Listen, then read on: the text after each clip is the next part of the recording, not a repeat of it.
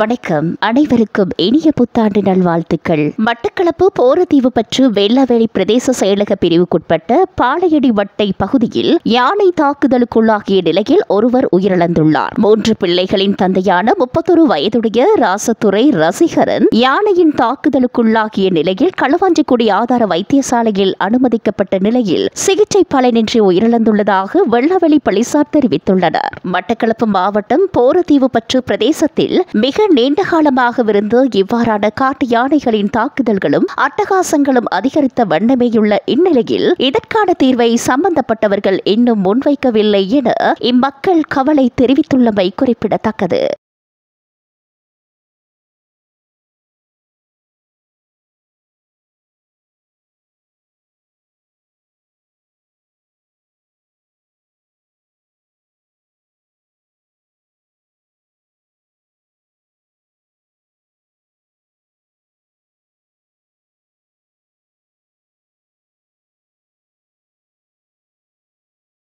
என்னப்பா நீ இவரை செய்யற என்ன மகனை நீ என்ன செய்யறான்னு கேட்க ஒரு பிசிக்கு தான் கடைசியா அது போச்சு.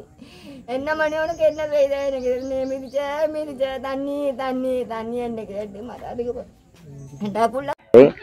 அவர் ஒளியறை பார்க்கும்போது கேட்டடியில அவரை வைத்து யானை இதாக்கியாக உயிரிழந்து விட்டார். அந்த யானை வீட்டுகளுக்குள்ள வீட்டை உடைக்கிறதும் சனத்தை விதைக்கிறதும் இதே மாதிரி தொடர்ச்சியா ஒரு யானை அட்டகாசம் காட்டி கொண்டு இருக்கிறது.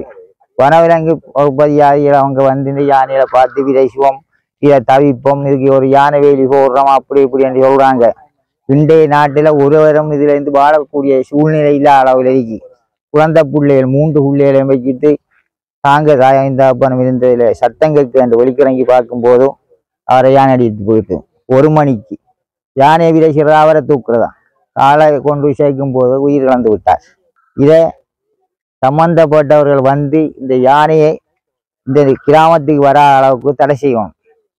அப்படி செய்யாட்டி இருக்கிற பொருளாதாரத்தையும் அழிச்சு, தென்னை மரத்தையும் அழிச்சு, வீட்டையும் அழிச்சு, வீட்டுக்குள்ள இருக்கிற நெல்லையும் சாப்பிடுது. இதெல்லாம் யாரு கேட்குறாங்க? ஒரு யானை செத்து கிடக்குன்னு சொன்னா கொழும்பு இருந்து வராங்க, திருவண்ணாமலை இருந்து வராங்க, வந்து பார்க்காங்க, அதை பரிசோதனை பண்றாங்க. கிராமத்து மக்கள் ஒன்று சேர்க்கிறாங்க. இதை வீட்டை ஒவ்வொரு கிராமத்திலையும் ஒரு சாவுடு விழுந்து கொண்டிருக்கு. தென்னை மரமும் இல்லை, வீடும் இல்லை, குறைநாக கிடக்கு. இந்த கிராமத்தை சுற்றி பாருங்க. இதுக்கு என்ன வழிகாட்டுறது? இதுக்கு ஒரு முடிவெடுத்து இந்த மக்களுக்கு நிம்மதியாக வாழ்றதுக்கு ஒரு வழிகாட்டணும் இந்த அரசாங்கம். இதை